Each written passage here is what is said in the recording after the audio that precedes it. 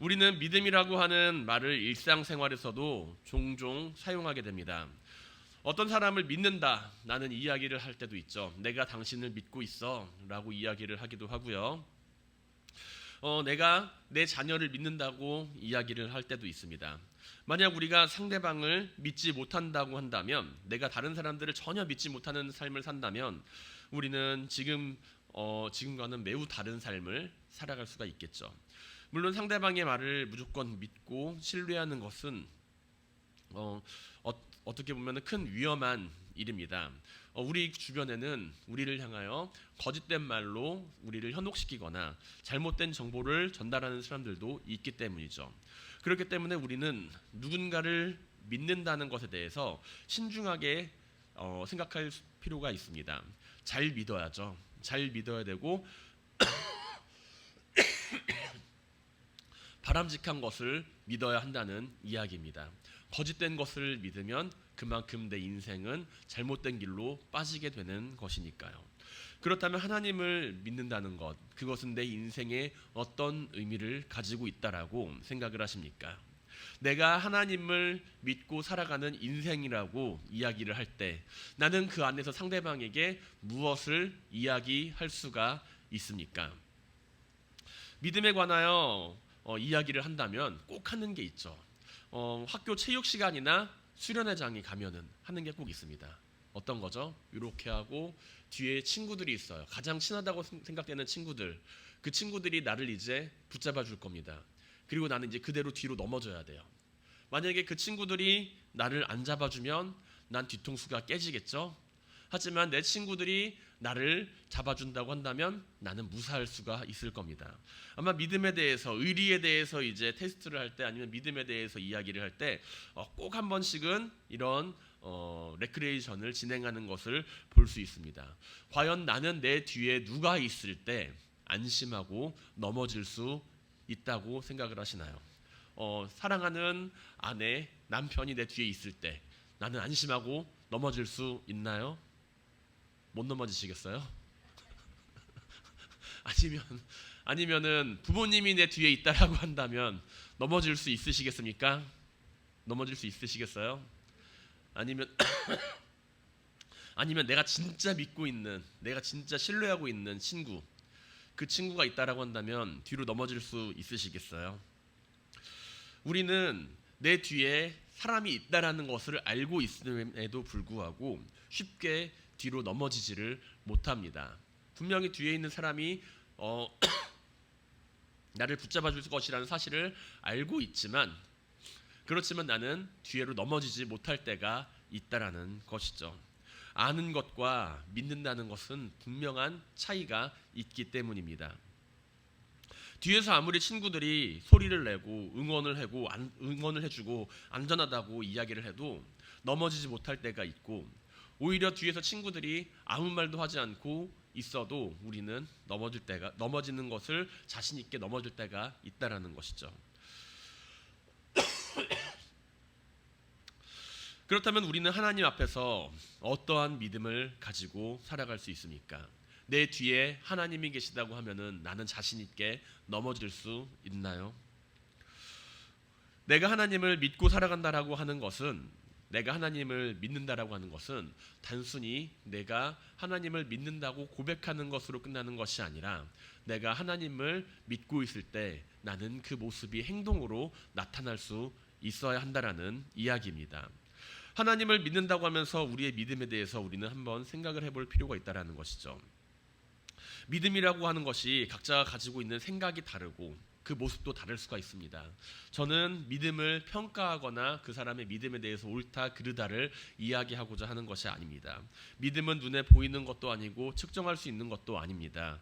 그러나 믿음이라고 하는 부분에 있어서 우리가 접근을 하게 되었을 때 우리는 늘상 다른 사람과 내 자신을 비교하게 됩니다.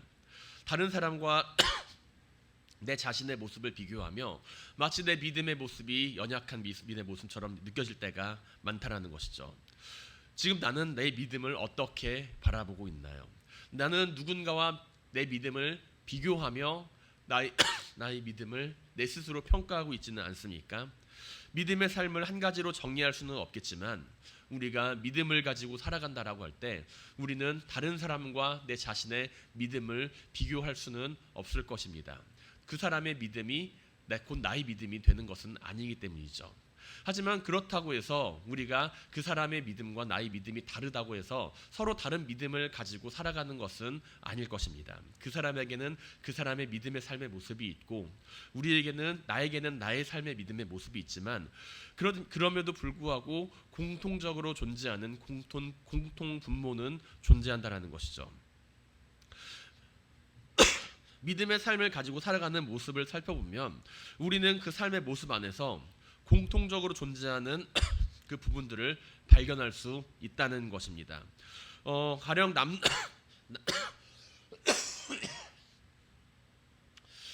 남자와 여자는 서로 다릅니다. 하지만 우리는 그 안에서 같은 모습을 발견할 수가 있죠. 남자와 여자가 다르지만 서로 한국인이라고 하는 같은 카테고리 안에서 바라볼 때 우리는 같다라고 이야기를 할 수도 있고요. 그리고 한국인과 미국인은 서로 다르지만 그 다른 모습과 다른 외견에도 불구하고 우리는 같은 인류다라고 하는 인류애적인 측면에서 본다면 같은 공통 분모를 발견할 수 있습니다. 도마뱀과 거북이 서로 다르죠. 생긴 모습도 다르고 생활하는 모습도 다릅니다. 하지만 그 두 생물을 가지고서 우리는 파충류라고 하는 공통된 분모를 함께 발견할 수가 있습니다. 우리가 서로 다른 믿음을 가지고 이 세상을 살아가는 것은 분명히 맞습니다. 내가 다른 사람의 믿음을 판단할 수 있는 것도 아니고 그 사람이 나의 믿음을 평가할 수 있는 것도 아니지만 그럼에도 불구하고 우리는 각자 다른 삶 가운데에서 공통된 믿음의 분모를 발견할 수는 있다라는 것이죠. 그렇다면 우리가 믿음을 가지고 살아가는 사람으로서 이 세상을 살아갈 때 공통된 분모로서 가지고 있어야 하는 것은 무엇일까요? 우선 믿음의 공통 분모를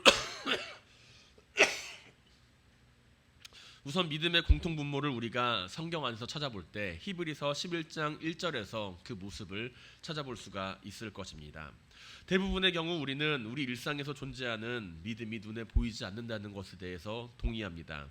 측정할 수 있는 도구가 아니고 시험 문제처럼 그 점수가 나타나는 것도 아니라는 것을 바라보게 됩니다. 그리고 가장 중요한 것은 일반적으로 믿음은 과거가 아닌 미래를 바라보며 가지게 되는 삶의 모습이라는 점을 바라볼 수가 있습니다.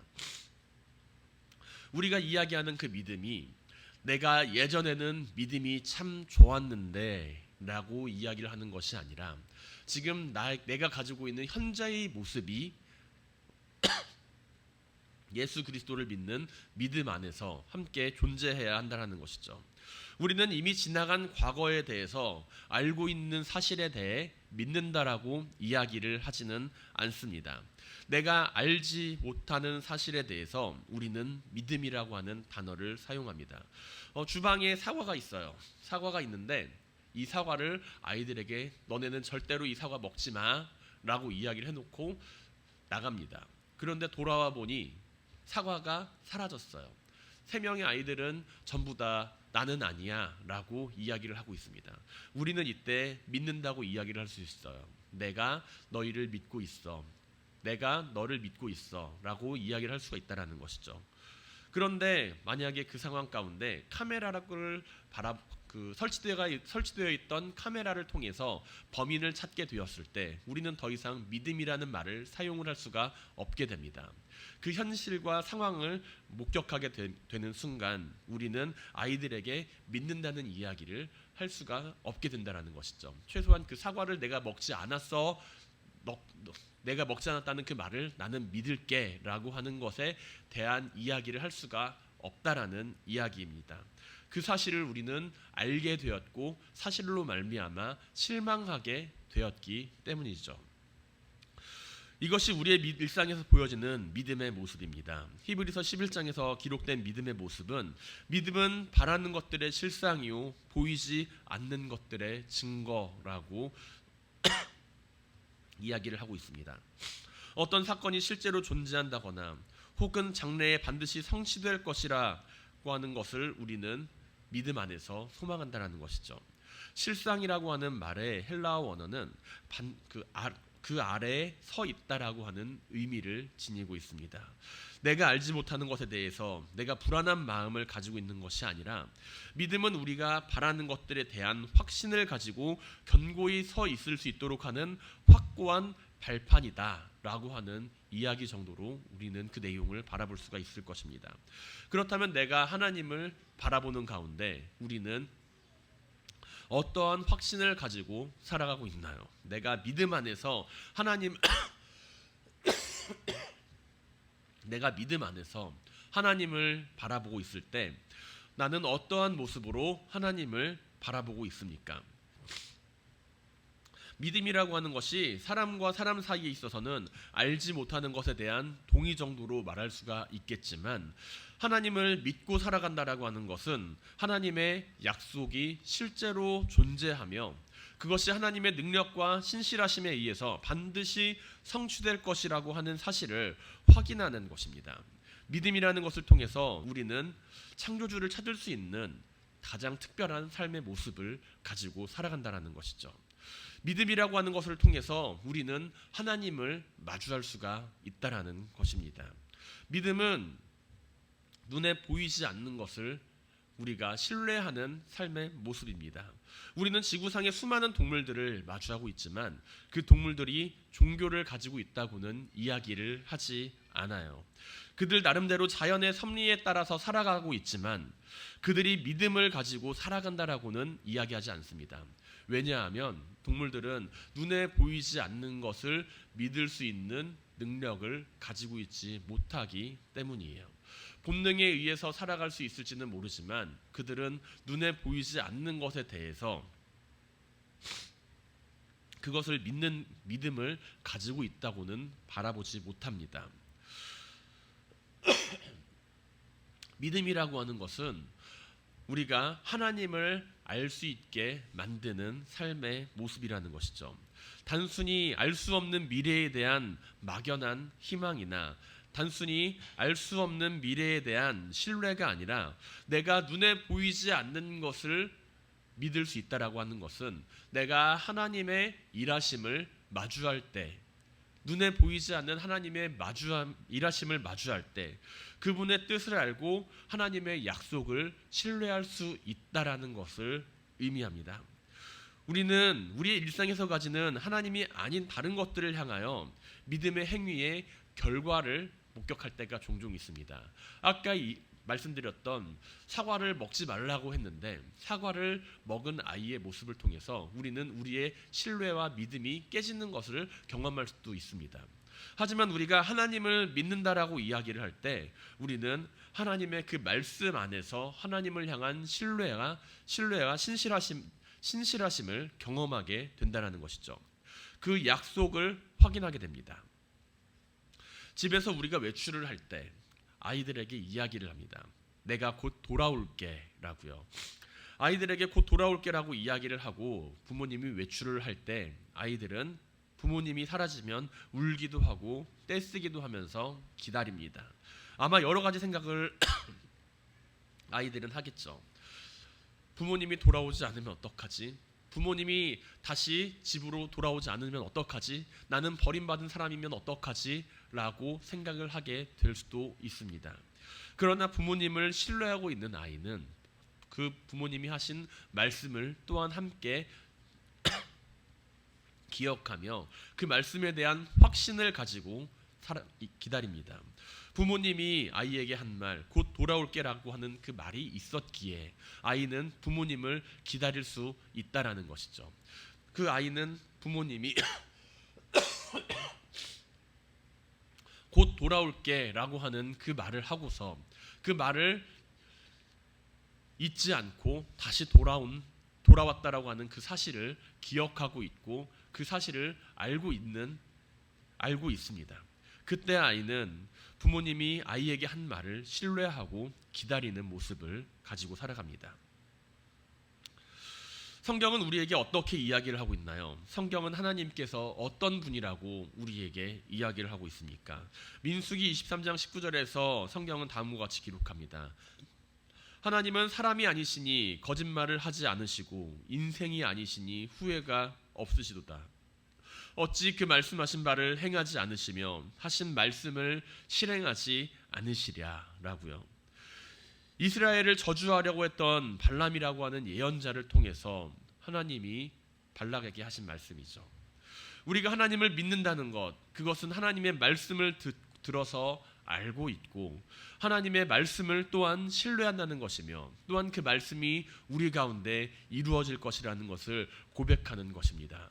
세상에는 여러 믿음의 사람들이 살아갑니다. 내가 하나님을 믿는 사람이고 그리고 내 옆에 있는 또 다른 이가 하나님을 믿는 사람이라고 이야기를 하지만 우리는 그 가운데서 하나님의 말씀을 신뢰하는 모습을 가지고서 이 세상을 살아간다는 공통적인 모습을 가지고 살아가죠. 사랑하는 성도 여러분, 우리의 삶에 있어서 하나님을 향한 믿음이 언제나 고백되어 우리가 우리 자신의 삶을 살아가게 될 수 있기를 바랍니다. 이 세상 사람들은 눈에 보이지 않는 것을 믿기 어려워합니다.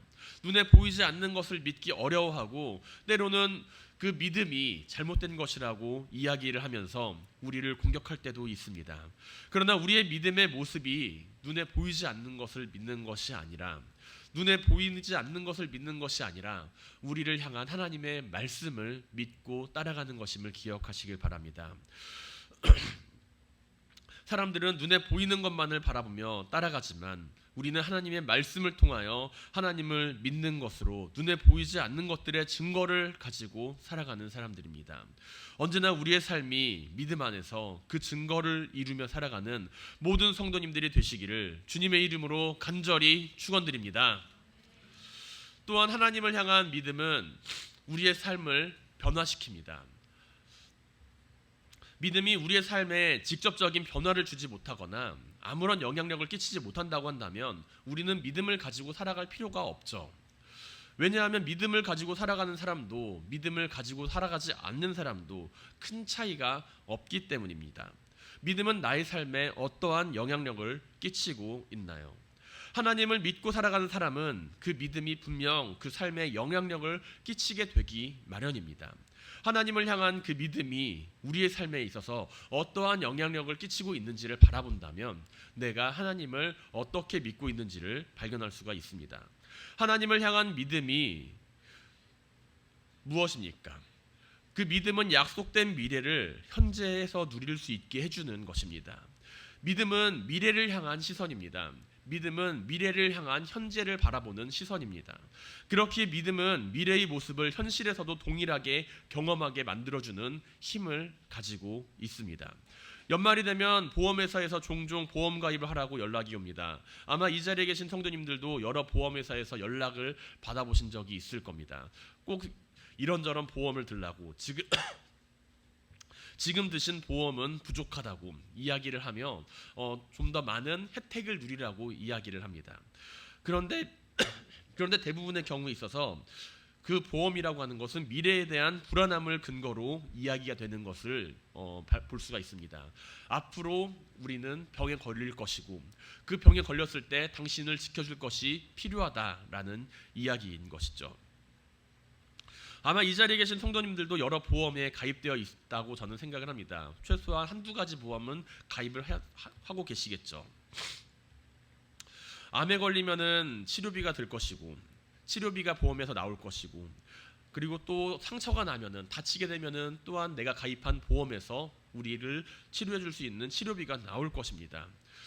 그렇기 때문에 우리는 미래에 대한 불안함을 가지지 않고 살아가게 됩니다. 나는 분명 병에 걸릴 수도 있고 아플 수도 있지만 내가 가입한 보험이 나를 지켜줄 것이라는 확신을 가지고 있기 때문이죠. 보험에 가입에 대해서 제가 장단점을 이야기하는 것은 아니지만 일단 보험에 가입하면은 마음이 안심이 되는 것은 당연한 사실입니다.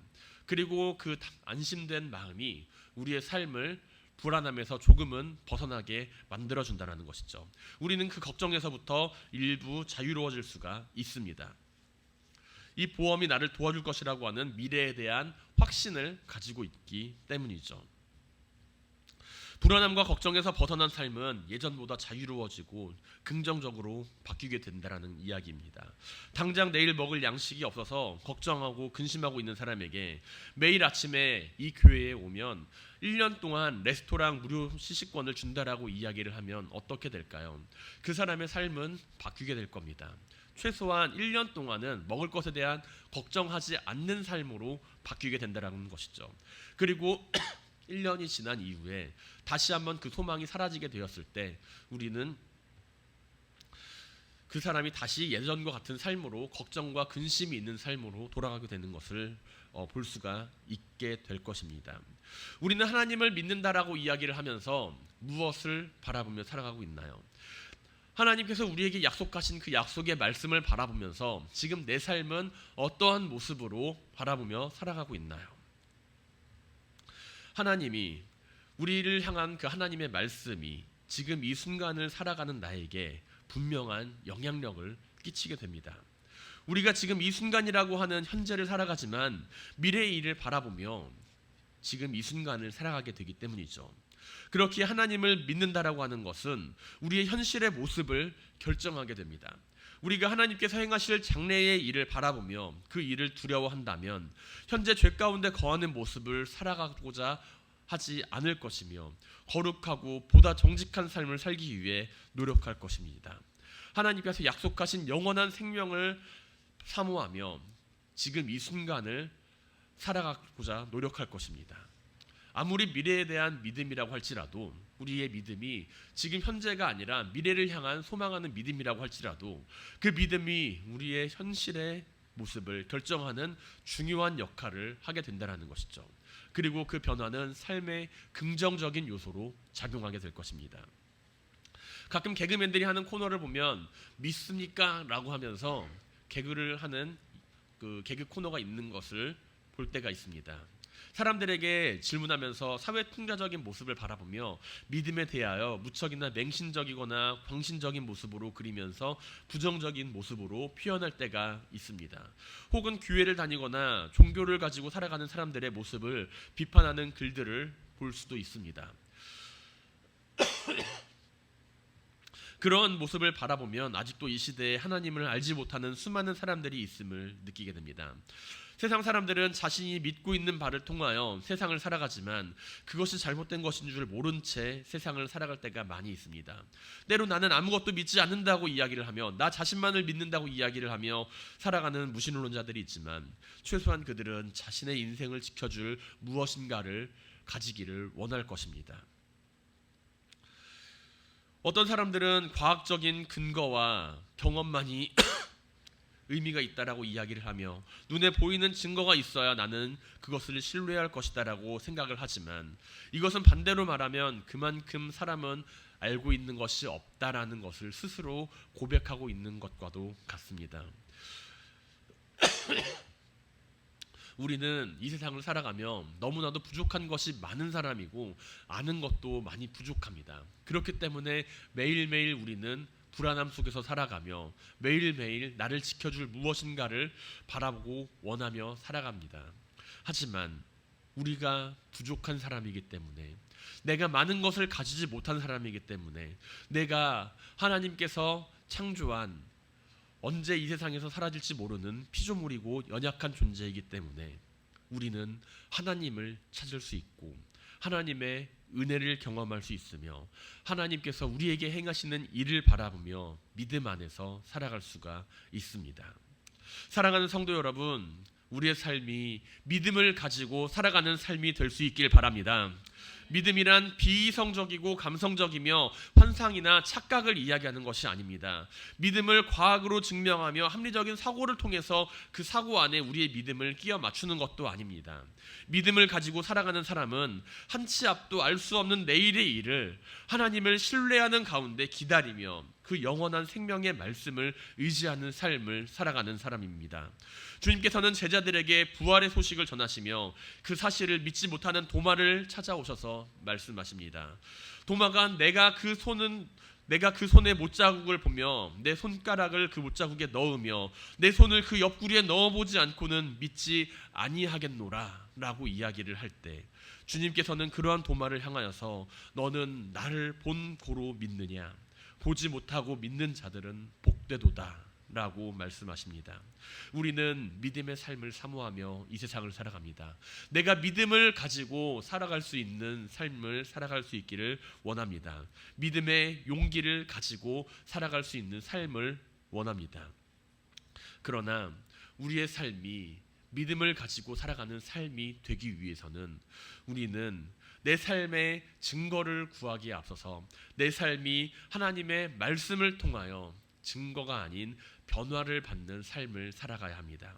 그 삶이 내 삶이 믿음의 증거가 되고 내 삶이 그 믿음의 삶으로서 드러날 때 우리는 사람들에게 우리의 믿음을 증거할 수가 있을 것입니다.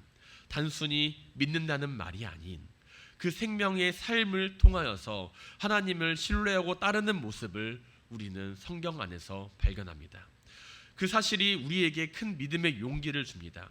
믿음의 제사를 드린 아벨의 모습을 바라보며 죽음을 보지 않고 올려진 에녹을 바라보며 믿음으로 방주를 지은 노아나 믿음으로 하나님의 약속을 바라본 아브라함의 모습을 바라볼 때 우리는 그 삶에서 무엇을 통하여 그들의 믿음을 찾습니까? 그들이 단순히 하나님을 내가 믿습니다 라고 하는 그 말을 통해서 우리가 그들의 믿음을 바라보는 것이 아니라 믿음 안에서 행동하고 믿음 안에서 선택하며 하나님을 신뢰하며 살아가는 그 삶의 모습을 통해서 우리는 그 믿음을 발견하게 됩니다. 우리가 믿음을 가지고 살아가겠다라고 한다면 우리의 선택의 순간이 단순히 선택의 순간이 아니라 믿음의 선택의 순간임을 바라보며 나의 삶의 모든 순간이 하나님을 향한 믿음의 삶으로서 살아갈 수 있는 모든 순간이 되어야 할 것입니다. 새로운 새해 우리의 믿음이 다른 어느 때보다 더욱 하나님께 칭찬을 받는 믿음이 되기를 소망합니다. 우리가 마음속에서 품고 시작하는 수많은 소원의 제목들이 세상의 정욕을 따라 이루어지는 것이 아니라 하나님의 말씀을 따라 이루어지며 우리에게 큰 일을 행하시는 하나님을 바라보며 하나님을 기쁘게 하는 믿음을 가지게 되기를 이 시간 주님의 이름으로 간절히 축원드립니다. 함께 기도하며 나아가겠습니다.